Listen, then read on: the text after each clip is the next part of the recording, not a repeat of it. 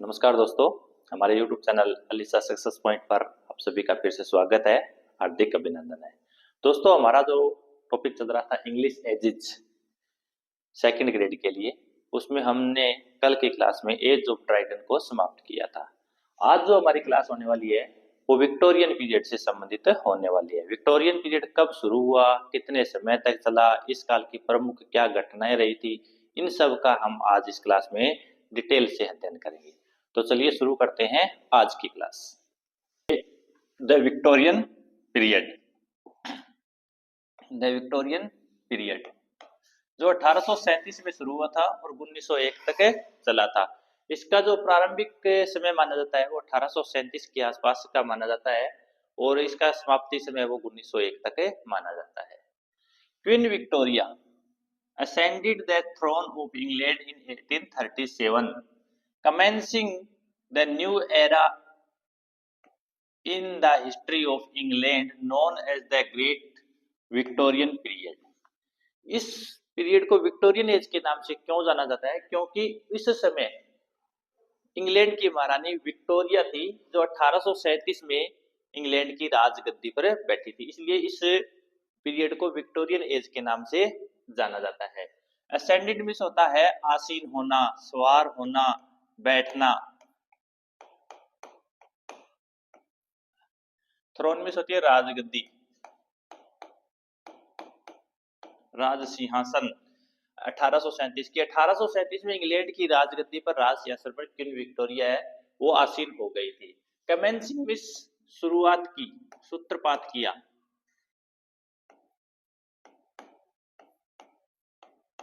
A new era, era होता है युग। In the history of England, England के इतिहास में known as great Victorian period, जिसको महान विक्टोरिया काल कहा जाता है, कि जब 1837 में इंग्लैंड की राजगद्दी पर महारानी विक्टोरिया आसीन हुई तो एक नए युग की शुरुआत हुई जिसे इंग्लैंड के इतिहास में महान विक्टोरियन पीरियड कहा जाता है। Sometimes it is supposed to method begin in the year 1832, the year of a passage of Reform Act. Sometimes कई बार, कुछ लोगों कभी कभी, it is supposed ये माना जाता है, to method, method का अर्थ भी यहाँ पे कहेंगे युग। क्या कहेंगे? युग या अवधि। Begin in the year of 1832 की ये युग है वो 1832 में शुरू हुआ था। कभी कभी ऐसा भी माना जाता है कि इस युग की शुरुआत है वो 1832 में हो चुकी थी। क्यों हो चुकी थी? The year of the passage of reform act. The year means वर्ष, of the passage means pass होने की, पास होने की। रिफॉर्म एक्ट सुधार अधिनियम। क्या होता है? सुधार अधिनियम की इस समय इंग्लैंड के अंदर एक सुधार अधिनियम पास किया गया था 1832 में, इसलिए इस काल की शुरुआत है वो 1832 से भी मानी जाती है। It extends to the death of Victoria in 901। It extend, extend का होता है विस्तृत होना, फैलना, कि ये एज है वो फैली हुई है। कब तक? टू द डेथ, मृत्यु तक, ऑफ विक्टोरिया, महारानी विक्टोरिया की मृत्यु तक। उसकी मृत्यु कब हुई? 1901 में। कि 1901 में महारानी विक्टोरिया की मृत्यु के समय तक इस युग, ये युग है वो विस्तृत है, फैला हुआ है। Hudson takes the year 1887, the year of the jubilee of region of the queen, as the close of the great epoch. Epoch का अर्थ भी क्या होता है? युग। क्या होता है? युग। हडसन टेक्स, हडसन मानते हैं, द ईयर 1887, वर्ष 1887 को, एज द क्लोज, समापन, ऑफ दिस ग्रेट इपोक, इस महान युग का। कि मिस्टर हडसन का मानना है कि इस युग का समापन है वो 1887 में हो गया था। किस वजह से? The year of jubilee of region of the Victoria, की महारानी की जो शासन करने के जो 50 वर्ष पूरे हुए थे, जुबली पूरी हुई थी, उसी साल को इस युग का समापन है वो मिस्टर हेडसन मानते हैं।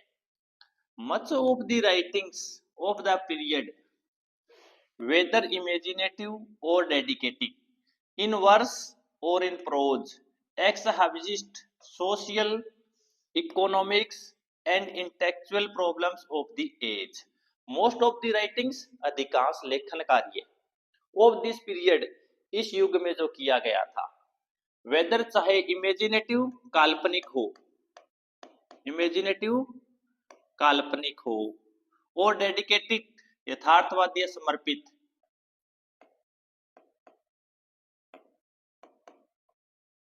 या समर्पित, वर्ष चाहे पद्य में हो और इन प्रोज या फिर गद्य में हो, एक्साहबिस्ट में से प्रस्तुत करते हैं, प्रस्तुत करता है, सोशल सामाजिक, इकोनॉमिक आर्थिक,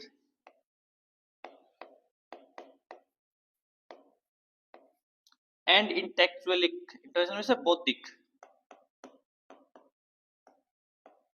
प्रॉब्लम्स ऑफ द एज, इस युग की समस्याएं, कि इस इतिहास इस समय में जितना भी लेखन कार्य किया गया था, चाहे वो काल्पनिक हो, चाहे यथार्थवादी हो, चाहे पद्य में हो, चाहे गद्य में हो, वो इस युग की जो सामाजिक, आर्थिक और बौद्धिक समस्याएं थी, उनको विशेष रूप से प्रस्तुत करते हैं, अपने लेखन में दिखाते हैं। M.H. अब्राहम्स राइट्स, ये कोई स्कॉलर है, विद्वान है, M.H. अब्राहम्स, वो लिखते हैं कि The age gives a glance of industrial revolution and its effects on the economic and social structures, rapid urbanization and the deterioration of the rural Immorian Holland, England. M.H. Abrahams क्या लिखते हैं? The age gives us, ये युग वो हमें देता है glance, glance में से झलक, क्या होता है? झलक, क्या होती है? झलक, किसकी? इंडस्ट्रियल रेवोल्यूशन, इंडस्ट्रियल रेवोल्यूशन को क्या बोलते हैं? औद्योगिक क्रांति, क्या होती है? औद्योगिक क्रांति, एंड इट्स इफेक्ट, इफेक्ट है प्रभाव, ऑन द इकोनॉमी, आर्थिक, इकोनॉमिक्स आर्थिक, सोशल सामाजिक, स्ट्रक्चर्स क्या होता है? संरचना, क्या होती है? संरचना, रैपिड में से तेज, अर्बनाइजेशन शहरीकरण, एंड द डिटोरिएशन में से विनाश, कमी, ऑफ रूरल ग्रामीण, कि इंग्लैंड का जो ग्रामीण जीवन था, जिसको बोलते हैं इमोरियन हालम इंग्लैंड, इसके अंदर कमी थी और तीव्र शहरीकरण हुआ था, और औद्योगिक क्रांति के की शुरुआत और इसके आर्थिक और जो सामाजिक संरचना के जो प्रभाव पड़े, संरचना पर जो प्रभाव पड़े थे, उसकी झलक हमें इस युग में देखने को मिलती है, ऐसा मानना है M.H. अब्राहम का। किसका? M.H. अब्राहम का। नेक्स्ट देखिए, Alfred Tennyson is the pioneer figure of this age. Alfred Tennyson, ये एक कवि का नाम है। इज द पायनियर भी सिर्फ प्रणेता कह सकते हैं, मुख्य व्यक्ति कह सकते हैं, अग्रणी व्यक्ति कह सकते हैं। फिगर में से आकृति होती है वैसे, लेकिन यह व्यक्ति कहेंगे कि इस युग का जो अग्रणी व्यक्ति था वो एल्फ्रेड टेनिसन था। एक्सेप्ट, एक्सेप्ट का क्या होता है? अतिरिक्त या सिवाय, अतिरिक्त या सिवाय, हिम, उसके अतिरिक्त या उसके सिवाय, ब्राउनिंग 1854 के अंदर, अर्नोल्ड, जिन्होंने पोइट्री के लिए उनको जाना जाता है, कार्लाइल, रस्किन, अर्नोल्ड एंड पेटर, जो एक एसेसिस्ट है। एसेसिस्ट क्या होते हैं? निबंधकार, जो निबंध लिखते थे, वो प्रसिद्ध लेखक है इस युग के एल्फ्रेड टेनिसन के अलावा। The age is remarkable for the novels of Dickens, Thackeray, George Eliot, Meredith, Trollope and Samuel Butler. The age is remarkable, ये युग रिमार्केबल है, उल्लेखनीय है, याद रखने योग्य है। किसके लिए? फॉर नॉवेल्स, उपन्यासों के लिए। किसके? डिकन्स के, ठाकरे के, जॉर्ज इलियट के, मेरेडिथ के, ट्रोलोफ के और सैमुअल बटलर के जो उपन्यास थे, वो इस युग के सबसे अधिक प्रसिद्ध उपन्यास थे। इसलिए इस युग को विशेष रूप से, इस एज को पर्टिकुलरली याद किया जाता है। ठीक है। मुख्य व्यक्ति कौन था? एल्फ्रेड टेनिसन था।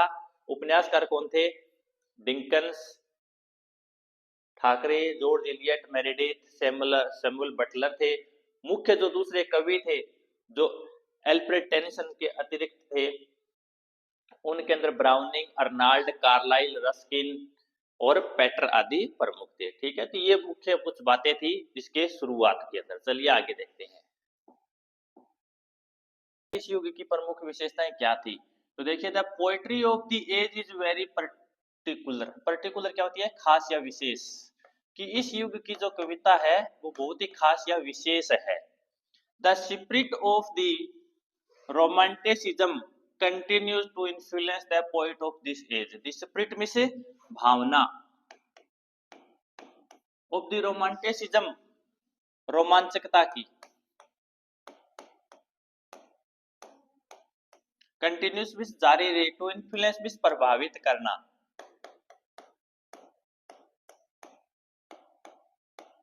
poets of this age, इस एज के कवियों को। कि जो रोमांटिक पीरियड था उसकी जो स्पिरिट थी उसने अभी भी इस काल के जो कवि थे उनको निश्चित रूप से प्रभावित करना जारी रखा। वो भी रोमांटिसिज्म से इफेक्टेड थे। यट फिर भी it permeates almost every thoughts, just it colours almost every mode of expressions. Expressions क्या होता है? अभिव्यक्ति। क्या होता है? अभिव्यक्ति। ठीक है। कलर्स होता है रंग, रूप, रंग देना। एवरी मोड प्रत्येक रूप में। ठीक है। एवरी थॉट्स प्रत्येक विचार को। लेकिन ये कवि थे वो रोमांचकारी भावनाओं से प्रभावित थे, फिर भी उन्होंने प्रत्येक विचार को उसके वास्तविक रूप में व्यक्त करने के लिए अपनी जी जान से कोशिश की थी। उसको भरपूर वास्तविक जैसा विचार था वैसा ही वास्तविक रंग देने की कोशिश की थी। It is to be noted that, it is to be noted that, ये बात भी ध्यान में रखनी चाहिए कि the form of it is essentially classical. Form means रूप, लिखने की शैली। ऑफ इट, ये इट किसके लिए है? पोइट्री के लिए। जो विक्टोरियन एज की पोइट्री थी इसका जो रूप था वो इसेंशियली क्लासिकल। इसेंशियल मींस आवश्यक रूप से, आवश्यक रूप से क्लासिकल था। कैसा था? क्लासिकल, शास्त्रीय था। शास्त्रीय रूप के अंदर लिखी गई थी। कैसे लिखी गई थी? शास्त्रीय रूप के अंदर। विक्टोरियन पोइट्स में रफली be divided into two groups. रफली मींस क्या होता है? मोटे रूप से। कि जो विक्टोरियन पोइट है उनको मुख्य रूप से, मोटे रूप से दो भागों में डिवाइडेड किया जा सकता है, दो समूह में बांटा जा सकता है। ग्रुप्स का यहाँ पे समूह कह सकते हैं, दो समूह में बांट सकते हैं। The themes of the first group of the poets are related to the contemporary movements in intellectual and critical thoughts in the classical form. The themes में से विषय वस्तु। क्या होती है? विषय वस्तु। ऑफ द फर्स्ट ग्रुप, प्रथम समूह के कवियों की। कि प्रथम समूह के जो कवि थे उन्होंने अपनी पोइट्री लेखन के लिए जो विषय वस्तु ली थी वो संबंधित थी, रिलेटेड में से संबंधित थी, टू द कंटेम्परेरी। कंटेम्परेरी क्या होता है? समकालीन या तत्कालीन, उस समय का, उस समय की या तत्कालीन जो मूवमेंट्स थे, मूवमेंट्स आंदोलन हुए थे, उस समय में जो आंदोलन हुए थे उससे संबंधित थी। इंटेलेक्चुअल, बौद्धिक थी। एंड क्रिटिकल थॉट्स, आलोचनात्मक विचारों से युक्त थी।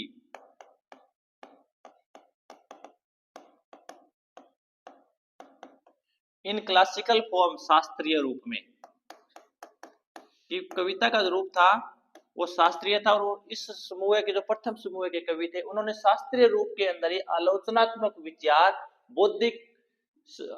बौद्धिकता से संबंधित तत्कालीन जो आंदोलन थे उससे संबंधित विषय वस्तु पर कविता लेखन किया था। इसने विक्टोरियन एज के जो पोएट थे और प्रथम समूह से संबंधित थे। The central figure of this movement is Alfred Tennyson.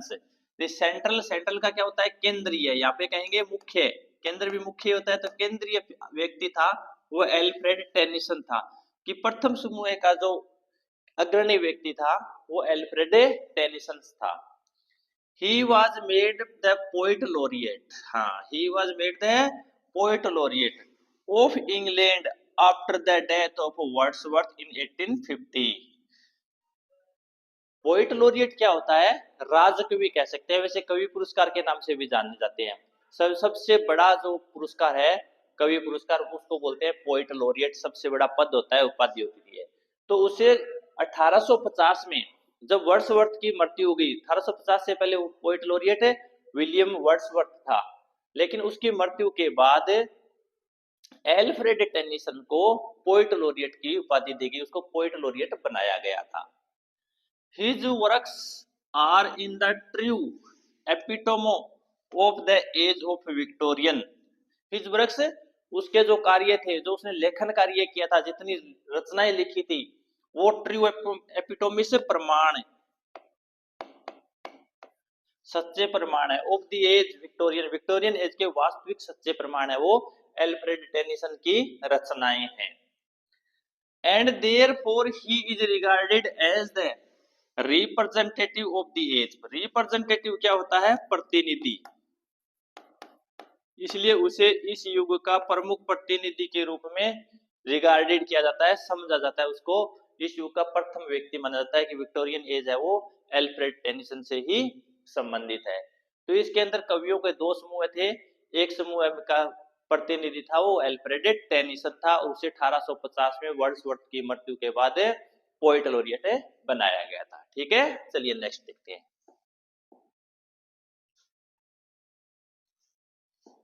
हाँ देखिए, his important works are, his उसके महत्वपूर्ण कार्य, किसके? टेनिसन के, एल्फ्रेड टेनिसन के मुख्य कार्य। तो पहला था द प्रिंसेस, जो 1847 में उसने लिखा था, सबसे इंपॉर्टेंट है द प्रिंसेस। दूसरा था इन मेमोरियम, इन मेमोरियम 1850 में लिखी थी। ए फिलोसॉफिकल एलेजी, फिलोसॉफिकल क्या होती है? दार्शनिक। क्या होती है? दार्शनिक। और एलिजी क्या होती है? शोक गीत। क्या होता है? शोक गीत। On the death of his friend Henry Hallam, कि अपने मित्र की मृत्यु, अपने मित्र जिसका नाम हेनरी हेलम था, उसकी मृत्यु पर उसने एक दार्शनिक शोक गीत लिखा था जिसका नाम था इन मेमोरियम। 1850 में उसने लिखा था, जिस साल वह पोइट लोरिएट बना था। नेक्स्ट है मोड 1854, ए मोनोड्रामा, ये एक मोनोड्रामा है। ठीक है। एंड द सुप्रभ लिरिक, सबसे सर्वश्रेष्ठ। सुप्रभ क्या होता है? सर्वश्रेष्ठ। लिरिक्स क्या होता है? गीत। क्या होता है? गीत, जिसका नाम है क्रॉसिंग द बार। याद रखना है ये, इसकी एक खास बात थी, वो अभी आपको बताएंगे क्रॉसिंग द बार की क्या खास बात थी। It is to be noted that, ये बात हमेशा ध्यान रखनी चाहिए कि this lyric is always printed as the last poem in any complete edition of his poems. It is to be noted that, ये बात हमको याद रखनी चाहिए, ध्यान में रखना चाहिए कि दिस लिरिक, ये लिरिक था कौन सा? Crossing the bar. कौन सा lyric? Crossing the bar. Is always printed, हमेशा छपा हुआ होता था। एज द लास्ट पोइम, अंतिम कविता के रूप में, लास्ट पोइम के रूप में। इन एनी कंप्लीट एडिशन, किसी भी पूर्ण संस्करण के अंत में, ऑफ हिज पोइम, उसकी कविताओं के, कि एल्फ्रेड टेनिसन की कविताओं की कोई भी पुस्तक होती थी, उसका पूर्ण संस्करण होने पर उसका जो अंतिम पोएम के रूप में उसका जो प्रसिद्ध लिरिक था क्रॉसिंग द बार, वो छपा हुआ होता था। It was his oven wish, क्योंकि ये उसकी स्वयं की इच्छा थी कि मेरी कोई भी किताब पूरी हो जाए, उसके अंतिम कविता के रूप में मेरा जो लिरिक है क्रॉसिंग द बार, वो प्रिंटेड होना चाहिए। ठीक है, इसलिए इस लिरिक्स को याद रखना है। क्या नाम है? Crossing the bar. किसका है? एल्फ्रेड टेनिसन का। ठीक है, चलिए नेक्स्ट देखते हैं। हाँ, आगे देखिए, the theme of the second group. ये सेकेंड ग्रुप कहां से आया? क्योंकि इस विक्टोरियन एज के अंदर जो पोइट्री लिखी गई थी उसको दो भागों में डिवाइड किया गया था। प्रथम ग्रुप का संबंध एल्फ्रेड टेनिसन से था और दूसरा ग्रुप है वो अब हम डिटेल से पढ़ेंगे। Are determined by the cult of beauty marked with imagination and sensibility. The themes में से विषय वस्तु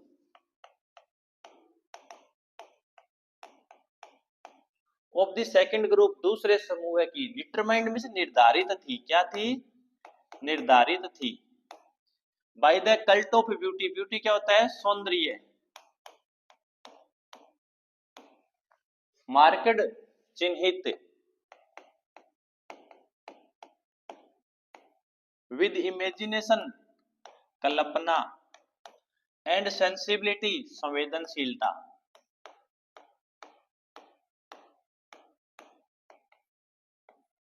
ठीक है कि दूसरे ग्रुप के जो कवि थे उनकी जो विषय वस्तु थी वो सौंदर्य से चिन्हित कल्पना और संवेदनशीलता से निर्धारित थी। यानी वो कल्पना और संवेदनशीलता और सौंदर्य का पुट, कल्ट यहाँ पे क्या कह सकते हैं, उसमें पुट था। किसका? सौंदर्य का पुट था, कल्पना और संवेदनशीलता से चिन्हित थी। The head of this group is Robert browning, कि इस ग्रुप का जो मुख्य व्यक्ति था वो रॉबर्ट ब्राउनिंग था। वो इज नोन, जिसको जाना जाता है फॉर इज पिक्यूलियर फॉर्म, अपनी विशेष शैली के लिए। पिक्यूलियर मींस विशेष, और फॉर्म क्या होता है? रूप या शैली, जिसको बोलते हैं ड्रामेटिक मोनोलॉग। क्या बोलते हैं? Dramatic monologue. कि रॉबर्ट ब्राउनिंग है वो अपनी एक विशेष शैली के अंदर लेखन किया करते थे और उस रूप को नाम दिया गया था ड्रामेटिक मोनोलॉग। जो सबसे अधिक लोकप्रिय ड्रामेटिक मोनोलॉग है वो रॉबर्ट ब्राउनिंग के और उसकी पत्नी थी लेडी ब्राउनिंग, उसके है। He was the ardent follower of Shelley. Ardent means निष्ठावान। क्या था? निष्ठावान। फॉलोवर्स क्या होता है? अनुयायी। ऑफ शैली, शैली पीबी शैली, कि वह पर्सी बायरन शैली था उसका एक निष्ठावान अनुयायी था, उसका अनुसरण करने वाला व्यक्ति था। कौन? Robert browning. His famous dramatic monologues are, कि उसके जो प्रसिद्ध ड्रामेटिक मोनोलॉग उसने लिखे थे जो बहुत ज्यादा लोकप्रिय थे वो हैं the grammarian funeral, the grammarian funeral, my last duchess and Porphyria's lover, और ओरोफिस लवर। ये उसके तीन प्रसिद्ध ड्रामेटिक मोनोलॉग हैं। Arnold is the third great poet of the age, कि इस एज का तीसरा जो महान कवि था वो अर्नाल्ड था, Matthew Arnold. His poetry bears the stamp of the intellectualism. Intellectualism क्या होता है? बौद्धिकवाद। क्या होता है? बौद्धिकवाद। कि उसकी जो कविताएं हैं उसके अंदर छाप है, स्टाम्प है, किसकी? बौद्धिकवाद की। कि उसकी कविताओं के अंदर बौद्धिकवाद की छाप है, वो स्पष्ट रूप से अपने को दिखाई देती है। Among his famous poems are, उसकी जो प्रसिद्ध कविताएं हैं, पोएम्स जो उसने लिखी थी उनमें से सबसे जो प्रसिद्ध है वो है सोराब एंड रुस्तम। सोराब एंड रुस्तम जो 1853 में लिखी थी। ठीक है। ए नैरेटिव वर्णात्मक है इन एपिक स्टाइल। एपिक स्टाइल क्या होता है? महाकाव्य शैली। क्या होती है? महाकाव्य शैली। की महाकाव्य शैली के अंदर वर्णनात्मक रूप से लिखी हुई उसकी पोएम है सोहराब एंड रुस्तम, जो बहुत अधिक लोकप्रिय हुई थी, फेमस थी। दूसरी यदि स्कॉलर जिप्सी थायरेसिस 1867 में लिखी थी। The famous elegy on the death of a eclogue, ये भी ए इक्लोग की मृत्यु पर लिखा हुआ एक प्रसिद्ध लोक गीत है Thyrsis. And the famous short lyric, और एक छोटा सा प्रसिद्ध लोक गीत भी था जिसका नाम था डोवर बीच। दो आए लिरिक्स अभी तक, एक तो डोवर बीच और एक crossing the bar. Crossing the bar है वो एल्फ्रेड टेनिसन का और डोवर बीच है वो है अर्नाल्ड का। ठीक है, चलिए नेक्स्ट देखते हैं। Next the novel of the age. Novel क्या होता है? उपन्यास। की इस एज के अंदर उपन्यास किस शैली में लिखे गए, उसकी विषय वस्तु क्या थी, कौन प्रसिद्ध उपन्यासकार थे? तो there are two kinds of novel in the early Victorian literature, की प्रारंभिक विक्टोरियन साहित्य था, उसके अंदर दो प्रकार के उपन्यास लोकप्रिय थे, प्रचलन में थे।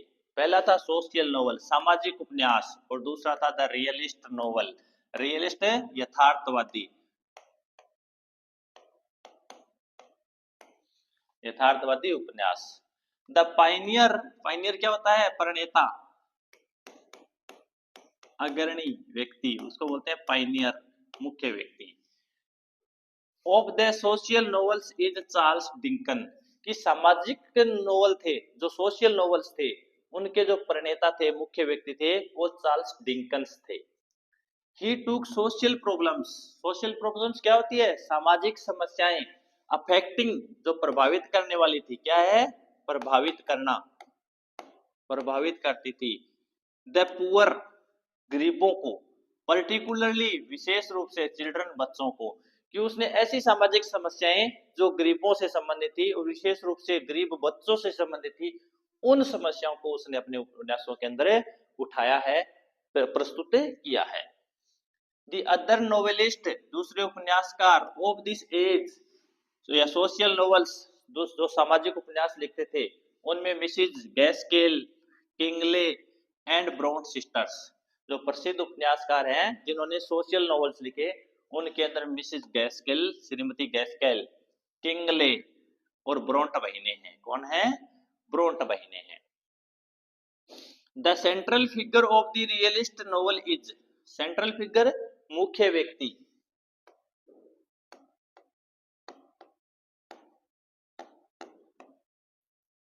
ऑफ द रियलिस्ट नोवेल, यथार्थवादी उपन्यासों का, इज ठाकरे, ठाकरे, ठीक है, ठाकरे है।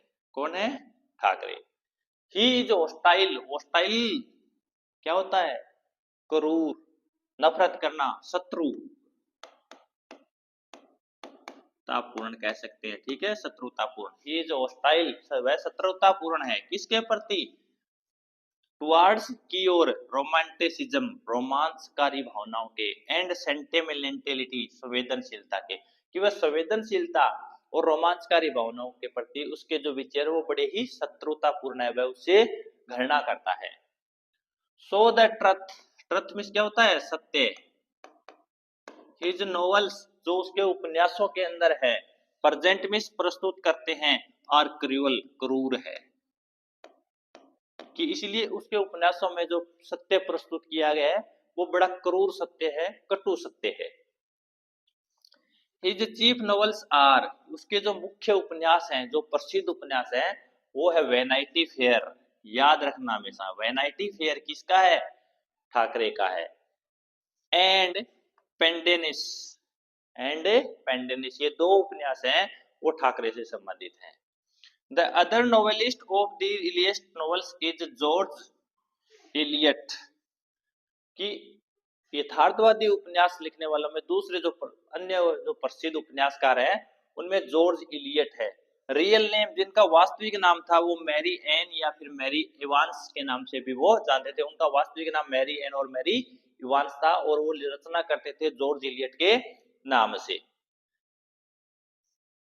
हर best novel are Adam Bede, Adam Bede, the mill on the Floss and Middlemarch, कि उसके जो प्रसिद्ध उपन्यास हैं उनमें Middlemarch, the mill on the Floss और एडम बेटे हैं। किसके? जॉर्ज इलियट के। उनका मूल नाम क्या था, वास्तविक नाम क्या था? मैरी एन और मैरी इवांस।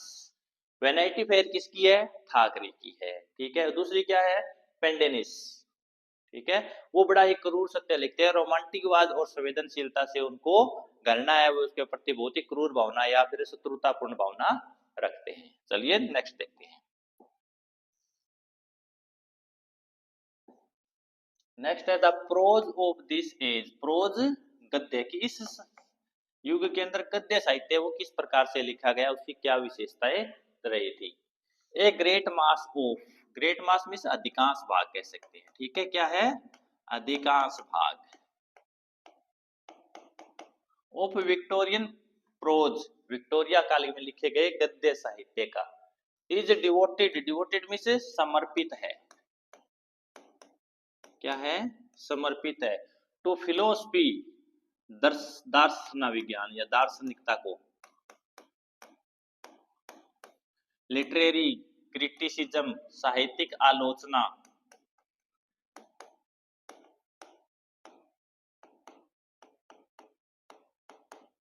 हिस्ट्री, इतिहास। एंड थ्योरीज, थ्योरीज होते हैं सिद्धांत। किसके हैं? ऑफ साइंस, विज्ञान की।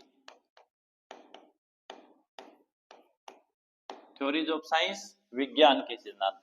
कि विक्टोरियन जो गद्य लिखा गया उसका अधिकांश भाग है वो दार्शनिकता को, साहित्यिक आलोचना को, इतिहास को और वैज्ञानिक सिद्धांतों को समर्पित है। वैज्ञानिक सिद्धांतों को ज्यादा प्रमुखता इस युग के अंदर दी गई थी। The great writer of philosophy is John Stuart मिल। कि फिलोसफी के या दार्शनिकता के जो सबसे प्रसिद्ध लेखक हैं वो जॉन स्टुअर्ट मिल है। That of history are Macaulay. जबकि इतिहास के जो लेखक हैं वो मैकाले हैं। कौन है? मैकाले, बैकले एंड लेकी। ये तीन राइटर इतिहास से संबंधित हैं। मैकाले प्रमुख है, बैकाले और लेकी भी इतिहास से संबंधित रखते हैं। The writer of the scientific theories are Darwin Huxley. याद रखना, द साइंटिफिक थ्योरी के जो लेखक हैं जिन्होंने विज्ञान के सिद्धांतों के पूरा पुस्तकें लिखी इस युग के अंदर वो डार्विन हक्सले हैं। उन्होंने डार्विनवाद का सिद्धांत दिया था विज्ञान के अंदर। Darwin's the origin of species is the unique achievement of this age of Tennyson. The origin क्या होता है? उत्पत्ति। क्या होती है? उत्पत्ति। स्पेसीज, प्रजातियां। क्या होती है? प्रजातियां। प्रजातियों की उत्पत्ति का सिद्धांत दिया था चार्ल्स हक्सले, डार्विन हक्सले ने। वो क्या है? यूनिक भी अद्वितीय। क्या है? अद्वितीय। अचीवमेंट तो आप जानते हो क्या होती है? उपलब्धि। Of the age of Tennyson की, टेनिसन की जो एज के अंदर जो सबसे अद्वितीय उपलब्धि है वो हक्सले डार्विन का द ओरिजिन ऑफ स्पाइसीज है। The literary critics are Arnold, Carlyle, Ruskin and some others. The literary critics, साहित्यिक आलोचक। क्रिटिक्स क्या होता है? आलोचक। ये जो साहित्य की आलोचनात्मक लेखन करने वाले हैं उनमें अर्नाल्ड, कार्लाइल, रस्किन बॉन्ड और कुछ दूसरे व्यक्ति हैं। अर्नाल्ड की एक किताब है जिसका नाम है एसे इन क्रिटिसिज्म। क्या नाम है? एसे इन क्रिटिसिज्म, जो 1865 में और 1888 में दो भागों में लिखी थी। Culture and anarchy. अनार्की क्या होता है? तानाशाही। क्या होती है? तानाशाही। कि संस्कृति और तानाशाही ये उन्होंने लिखी थी 1869 में। किसमें लिखा था? 1869 में। And literature and dogma. Literature and dogma, साहित्य और डोगमा, ये भी अर्नाल्ड की ही है। मैकाले की पुस्तक का नाम है वो हिस्ट्री है। क्या है? हिस्ट्री, जो 1856 से 1869 के समय में उन्होंने पूरी की थी। एंड दी एसेज, दूसरी पुस्तक का नाम है एसेज, जो 1843 में पूरी की थी। रस्किन की पुस्तक का नाम है मॉडर्न पेंटर। क्या नाम है? Modern painters. बैकले की सिविलाइजेशन। सिविलाइजेशन क्या होती है? सभ्यता। क्या होती है? सभ्यता। सभ्यता के बारे में लिखी हुई किताब है बैकले की, वो है सिविलाइजेशन। और कार्लाइल ने लिखी थी फ्रेंच रिवोल्यूशन, फ्रांस की क्रांति। इसके बारे में? फ्रांस की क्रांति के बारे में फ्रेंच रिवोल्यूशन लिखी थी। Are the important works of this age. ये कुछ महत्वपूर्ण कार्य हैं जो टेनिसन के युग में या फिर कह सकते हैं विक्टोरियन एज के अंदर लिखे गए थे। ठीक है, चलिए नेक्स्ट देखते हैं। ठीक है दोस्तों, आज की अपनी क्लास यहीं समाप्त होती है। विक्टोरियन एज से संबंधित कुछ अन्य महत्वपूर्ण आंदोलन भी हैं जो इस युग के अंतर्गत आते हैं, उनको हम अगली क्लास के अंदर पढ़ेंगे, उनका अध्ययन अगली क्लास में करेंगे। तो आप जल्दी से जल्दी चैनल को सब्सक्राइब कीजिए, लाइक कीजिए, कमेंट कीजिए और अपने दोस्तों को ज्यादा से ज्यादा शेयर कीजिए। धन्यवाद।